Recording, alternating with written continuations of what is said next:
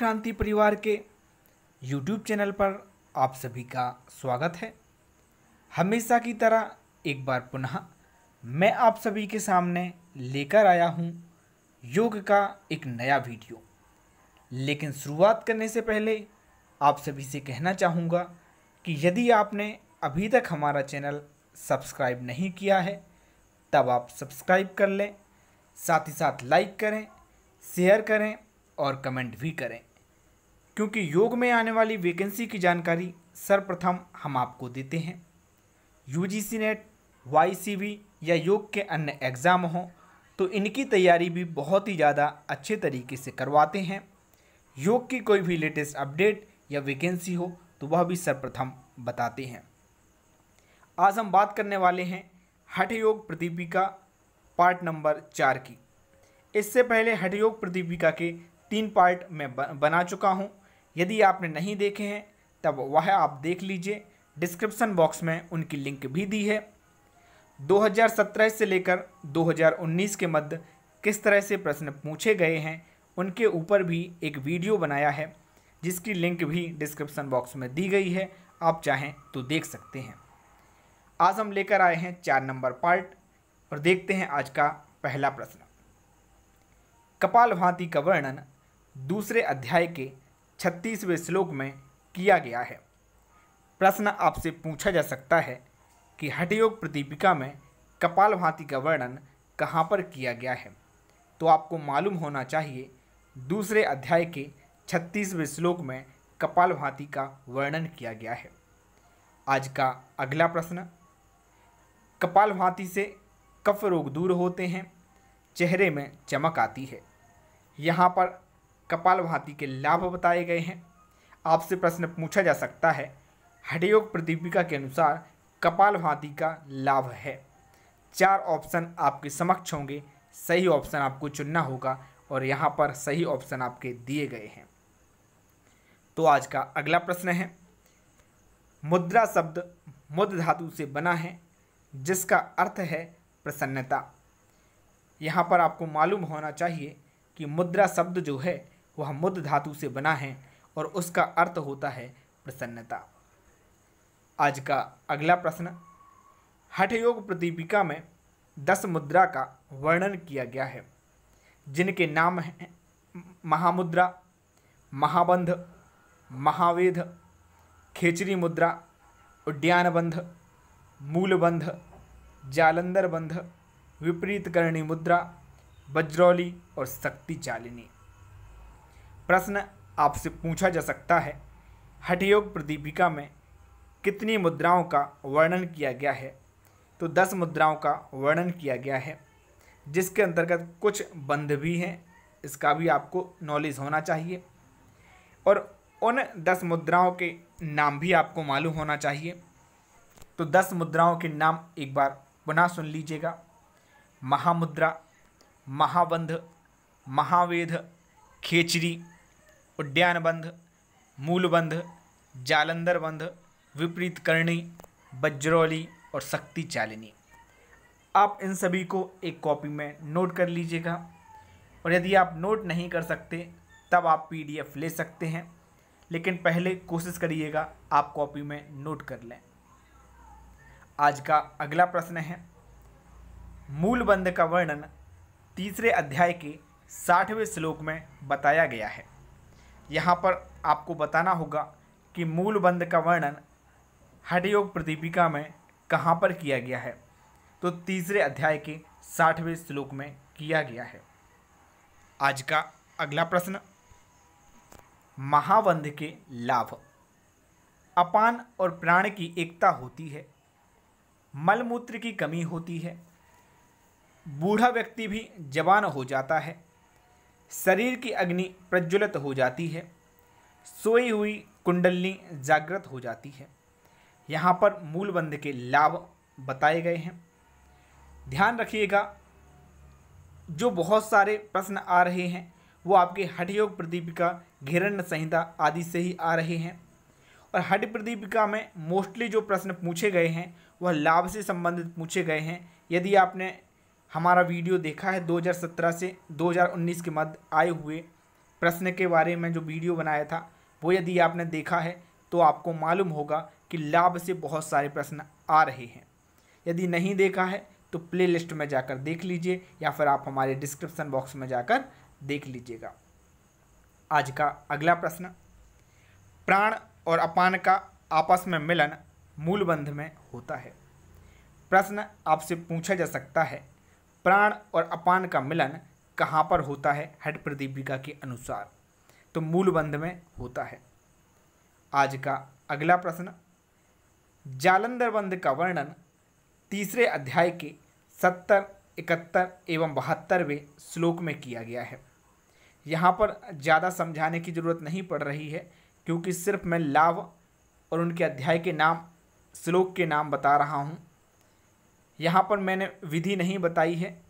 जो विधि अलग होगी वह मैं बताऊँगा, बाकी विधि मैं नहीं बताऊँगा, क्योंकि आप सभी को विधि आती है। तो जालंधर बंध का वर्णन तीसरे अध्याय के 70, 71 एवं 72वें श्लोक में किया गया है। जालंधर बंध के करने से जरा मृत्यु का भय नहीं रहता, सोमरस भस्म होने से रुकता है, वायु प्रकोप नहीं होता, शरीर के 16 आधारों का नियंत्रण होता है। यहाँ पर जालंधर बंध के लाभ बताए गए हैं, जो कि आप याद कर लेंगे। आज का अगला प्रश्न, उद्यान बंध का वर्णन तीसरे अध्याय के 54वें श्लोक में किया गया है। प्रश्न आपसे पूछा जा सकता है कि उद्यान बंध का वर्णन कहाँ पर किया गया है? तो ध्यान रखिएगा, तीसरे अध्याय के 54वें श्लोक में किया गया है। आज का अगला प्रश्न, उद्यान बंध के बारे में स्वामी स्वात्माराम जी ने कहा है कि यह बंध मृत्यु रूपी हाथी के सामने सिंह के समान है। 6 माह लगातार अभ्यास करने से साधक मृत्यु को जीत लेता है। यह बंध सभी बंधों में श्रेष्ठ है। यहाँ पर आपको ध्यान रखना है, यहाँ पर सभी जो बंध हैं उनमें सर्वश्रेष्ठ कौन सा है? वह आपका होगा उद्यान बंध। और खेचरी मुद्रा जो है सभी मुद्राओं में सर्वश्रेष्ठ बताई गई है, और बंधों में सर्वश्रेष्ठ जो है वह आपका उद्यान बंध है। आज का अगला प्रश्न, जब तीनों बंध एक साथ लगाए जाते हैं तो वह महाबंध हो जाता है। महाबंध का वर्णन तीसरे अध्याय के 18, 19 एवं 20वें श्लोक में किया गया है। यहाँ पर आपको ध्यान रखना है कि जब हम तीनों बंध एक साथ लगा लेते हैं तो उसको महाबंध कहा जाता है, और महाबंध का जो वर्णन है वो हठ प्रदीपिका के 18, 19 एवं 20वें श्लोक में किया गया है। आज का अगला प्रश्न, महाबंध सभी महान सिद्धियां देने वाला है। मृत्यु के भय से व्यक्ति दूर रहता है, शिव स्थान में मन लगता है। यहाँ पर महाबंध के लाभ बताए गए हैं, इनको आप नोट कर लीजिएगा। आज का अगला प्रश्न, महामुद्रा का वर्णन तीसरे अध्याय के 9 से 12वें श्लोक के मध्य किया गया है। इससे सभी क्लेश दूर होते हैं, मृत्यु का भय दूर होता है। महामुद्रा के अभ्यास से अम्ल, पथ्य, अपथ्य, कटु, तिक्त, घोर विष का कोई भी प्रभाव नहीं होता है। आज का अगला प्रश्न, महावेद मुद्रा का वर्णन तीसरे अध्याय के 25 से 27वें श्लोक के मध्य किया गया है। यह अभ्यास अनेक महान सिद्धियां देने वाला है। शरीर में झुर्रियां पड़ना, असमय बाल सफ़ेद होना, कंपन होना दूर होता है, जरा मृत्यु का नाश होता है, जठराग्नि प्रदीप्त होती है। तो यहाँ पर महावेद का जो वर्णन है तीसरे अध्याय के 25 से 27वें श्लोक के मध्य में किया गया है, और इससे जो लाभ होते हैं वह यहाँ पर बताए गए हैं। इनको आप याद कर लीजिएगा, क्योंकि पूछे जा सकते हैं। आज का अगला प्रश्न, हठ प्रदीपिका के अनुसार महावेद से वृद्धावस्था के लक्षण नहीं आते हैं। प्रश्न बन सकता है कि निम्न में से किसके द्वारा वृद्धावस्था के लक्षण नहीं दिखाई देते? तो ध्यान रखना है, महावेद के द्वारा वृद्धावस्था के लक्षण नहीं दिखाई देते। हठ प्रदीपिका के अनुसार इस बात का जरूर याद रखना है। आज का अगला प्रश्न, केदार चक्र आज्ञा चक्र से संबंधित है। इसका वर्णन महामुद्रा के लाभ में किया गया है। तो महामुद्रा के लाभ में केदार चक्र का वर्णन किया गया है और केदार चक्र जो होता है वह आपके आज्ञा चक्र से संबंधित है। यह जानकारी आप रख लीजिएगा।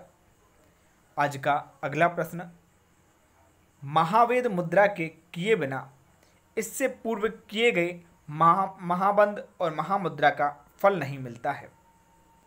आज का अगला प्रश्न, खेचरी मुद्रा जो है इससे संबंधित मैंने कई प्रश्न यहाँ पर बनाए हुए हैं, क्योंकि खेचरी मुद्रा बहुत ही ज़्यादा आईएमपी है।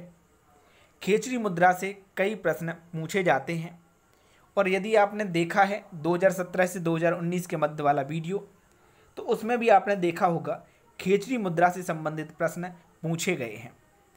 अकेले यूजीसी नेट में ही नहीं, अन्य कई एग्ज़ाम में, एंट्रेंस एग्ज़ाम में, एम्स की भर्ती में, आदि आदि जगह पर खेचरी मुद्रा से संबंधित प्रश्न आपको दिखाई देते हैं। तो इस पर आपको फोकस जरूर करना है। तो खेचरी मुद्रा का वर्णन जो है वह तीसरे अध्याय के 31वें श्लोक में किया गया है। इस अभ्यास के करने से अष्ट सिद्धियाँ प्राप्त होती हैं। यहाँ पर कौन से अध्याय में, कौन से श्लोक में किया गया है, कौन सी मुद्रा को करने से अष्ट सिद्धियाँ प्राप्त होती हैं, आदि आदि तरीके से प्रश्न बन सकते हैं। आपको प्रश्न कैसे भी पूछ लें, आंसर आना चाहिए। आज का अगला प्रश्न, खेचरी को सर्वश्रेष्ठ बताया गया है, जो कि मैं आपको पहले भी बता चुका हूँ। आज का अगला प्रश्न, खेचरी मुद्रा के अभ्यास से साधक कर्म बंधन में नहीं बंधता है। प्रश्न आपसे पूछा जा सकता है, किसके अभ्यास से साधक कर्म बंधन में नहीं बंधता है? तो वह है आपकी खेचरी मुद्रा। खेचरी मुद्रा के प्रभाव से साधक 15 दिन में ही मृत्यु को जीत लेता है। आपसे प्रश्न यह भी पूछा जा सकता है, खेचरी मुद्रा के अभ्यास से साधक कितने दिनों में मृत्यु को जीत लेता है? तो ध्यान रखना है, 15 दिन के अंतर्गत व्यक्ति जो है मृत्यु को जीत लेता है। आज का अगला प्रश्न, खेचरी मुद्रा के प्रभाव से विषयुक्त सर्प के काटने पर भी साधक पर कोई प्रभाव नहीं पड़ता। आज का अगला प्रश्न, खेचरी मुद्रा में खे का अर्थ आकाश और चरी का अर्थ गमन है। यहाँ पर यह भी आपको याद रखना है कि जो खेचरी मुद्रा है उसमें खे का जो अर्थ है वह क्या है? आकाश है, और चरी का जो अर्थ होता है वह होता है गमन। क्योंकि यहाँ पर आपसे अर्थ पूछे जा सकते हैं खे के और चरी के। आज का अगला प्रश्न, गोमांस भक्षण, देवीय सुरा आदि शब्दों का उल्लेख खेचरी मुद्रा में किया गया है। प्रश्न इस तरह भी बन सकता है, गोमांस भक्षण, देवीय सुरा आदि शब्दों का उल्लेख हठयोग प्रदीपिका में कहाँ पर किया गया है? तो 4 ऑप्शन आपके समक्ष होंगे और सही ऑप्शन आपका होगा खेचरी मुद्रा। आज का अगला प्रश्न, हठयोग प्रदीपिका के अनुसार खेचरी मुद्रा से 8 गुना लंबा जीवन हो जाता है। तो यहाँ पर यह लाइन याद रखिएगा, 8 गुना लंबा जीवन जो है वह खेचरी मुद्रा से होता है हठ प्रदीपिका के अनुसार। क्योंकि प्रश्न आपसे पूछा जा सकता है, निम्न में से कौन सी मुद्रा से 8 गुना लंबा जीवन हो जाता है? तो वह आपका आंसर है खेचरी मुद्रा। आज का अगला प्रश्न, चालन तथा दोहन शब्द का प्रयोग खेचरी मुद्रा में किया गया है। यह प्रश्न बहुत ही ज़्यादा आईएमपी है। वैसे अब यह प्रश्न जो है आम हो चुका है, इसलिए हो सकता है यूजीसी नेट में ना भी आए, लेकिन एंट्रेंस एग्ज़ाम के अंतर्गत कई बार यह प्रश्न पूछा जा चुका है। इसलिए आपको याद ज़रूर रखना है कि खेचरी मुद्रा के अंतर्गत चालन तथा दोहन शब्द का प्रयोग किया गया है। चालन क्या है, दोहन क्या है, इसके ऊपर भी आगामी समय में हम बात करेंगे। वैसे आप सभी जानते हैं, इसलिए विधि मैंने नहीं बताई है। आज का अगला प्रश्न, वेद और शास्त्रों का ज्ञान खेचरी मुद्रा से स्वतः ही हो जाता है। अपने आप ही आपको वेद और शास्त्रों का ज्ञान खेचरी मुद्रा के द्वारा हो जाया करता है। आज का अगला प्रश्न, विपरीतकरणी मुद्रा का वर्णन तीसरे अध्याय के 77वें श्लोक में किया गया है। इसको करने से जठराग्नि बढ़ती है, सफ़ेद बाल काले होने लगते हैं, बुढ़ापा नहीं सताता। तो आपसे प्रश्न पूछा जा सकता है कि निम्न में से विपरीतकरणी मुद्रा के लाभ क्या हैं। तो आपको ध्यान रखना है, यहाँ पर प्रश्न ऐसे भी पूछा जा सकता है कि हठयोग प्रदीपिका में विपरीतकरणी मुद्रा का वर्णन कहाँ पर किया गया है। तो ध्यान रखना है तीसरे अध्याय के 77वें श्लोक में। आज का अगला प्रश्न, विपरीतकरणी मुद्रा से चंद्रमा से टपकता हुआ रस सूर्य में जाने से बचाया जा सकता है। आज का अगला प्रश्न, हठ प्रदीपिका के अनुसार विपरीतकरणी मुद्रा को करने वाले साधक को अधिक आहार लेना चाहिए। यहाँ पर प्रश्न आपसे पूछा जा सकता है, कौन सी मुद्रा करने वाले साधक को अधिक आहार लेना चाहिए। 4 ऑप्शन आपके समक्ष होंगे और सही ऑप्शन जो आपका होगा वह होगा विपरीतकरणी मुद्रा। एक याम में 3 घंटे होते हैं। तो आपको यह भी याद होना चाहिए कि एक याम में कितने घंटे होते हैं, तो 3 होते हैं, क्योंकि विपरीतकरणी मुद्रा जो है प्रतिदिन 3 घंटे करने पर साधक मृत्यु को जीत लेता है। यहाँ पर मैंने 3 घंटे दे दिया है, लेकिन हठ प्रदीपिका में एक याम दिया है और याम जो होता है वह 3 घंटे का होता है, इसलिए मैंने यहाँ पर बता दिया है। प्रश्न भी IMP है। आज का अगला प्रश्न, वज्रोली मुद्रा का वर्णन तीसरे अध्याय के 84 से 86वें श्लोक में मिलता है। इसको करने से बिंदु की रक्षा होती है, ब्रह्मचर्य पालन से उपयोगी है, अकाल मृत्यु पर विजय मिलती है, शरीर पर नियंत्रण स्थापित होता है। तो ध्यान रखिएगा, वज्रोली मुद्रा का वर्णन जो है वह 84 से 86वें श्लोक के अंतर्गत किया गया है और इसके क्या बेनिफिट हैं इसको आप याद रख लीजिएगा, बार बार पढ़ने की कोई आवश्यकता मुझे नहीं है। 125वां प्रश्न, हठयोग प्रदीपिका में वज्रोली 2 प्रकार की बताई गई है, सहजोली और अमरोली। यहाँ पर आपसे प्रश्न पूछा जा सकता है, हठयोग प्रदीपिका में वज्रोली के कितने प्रकार बताए गए हैं। तो 2 प्रकार बताए गए हैं, सहजोली और अमरोली। आज का अगला प्रश्न, वज्रोली मुद्रा में मूत्र मार्ग द्वारा वायु का प्रवेश शरीर में करवाया जाता है। तो प्रश्न आपसे ऐसा भी पूछा जा सकता है, मूत्र मार्ग द्वारा वायु का प्रवेश शरीर में कौन सी मुद्रा के द्वारा करवाया जाता है या कौन सी मुद्रा में करवाया जाता है। तो वज्रोली मुद्रा। आज का अगला प्रश्न, वज्रोली मुद्रा का अभ्यास करने से साधक के शरीर में सुगंध उत्पन्न हो जाती है। तो यहाँ पर प्रश्न पूछा जा सकता है कि कौन सी मुद्रा के करने से शरीर सुगंधित हो जाता है। तो आपको मालूम होना चाहिए वज्रोली मुद्रा। आज का अगला प्रश्न, जले हुए गोबर की भस्म का प्रयोग सहजोली मुद्रा में किया जाता है। जले हुए गोबर की भस्म का प्रयोग कौन सी मुद्रा में किया जाता है, यह प्रश्न बन सकता है। तो आंसर आपका सहजोली मुद्रा। आज का अगला प्रश्न, स्वयं के मूत्र का सेवन अमरोली मुद्रा में कहा गया है। इसमें मूत्र के मध्य वाले भाग का सेवन स्वामी स्वात्माराम जी ने बताया है। तो आपको ध्यान रखना है, अमरोली मुद्रा में जो है हम स्वयं के मूत्र का सेवन करते हैं, लेकिन जो मूत्र होता है वह शुरुआत का नहीं होता, वह अंत का नहीं होता, जो बीच वाला होता है उसका सेवन बताया गया है। आज का अगला प्रश्न, हठयोग प्रदीपिका में बज्रौली मुद्रा द्वारा देह सिद्धि की बात की गई है। आज हमने इतने सारे प्रश्न देखे। आगामी समय में हम हठ प्रदीपिका का अगला पार्ट लेकर आएंगे और आगे की बात करेंगे। अगर आप पीडीएफ लेना चाहते हैं तो हमारे दिए गए व्हाट्सएप नंबर पर मैसेज कर सकते हैं, लेकिन ध्यान रखें यदि आप पूर्ण नोट्स लेना चाहते हैं तो आपको 320 रुपये देना पड़ेगा, लेकिन यदि आप योग क्रांति परिवार के सदस्य हैं तो आपको 220 रुपये देना पड़ेंगे, और यदि आप किसी एक टॉपिक का पीडीएफ चाहते हैं तो आपको सिर्फ 10 रुपये में अवेलेबल है। अभी के लिए बस इतना ही। धन्यवाद।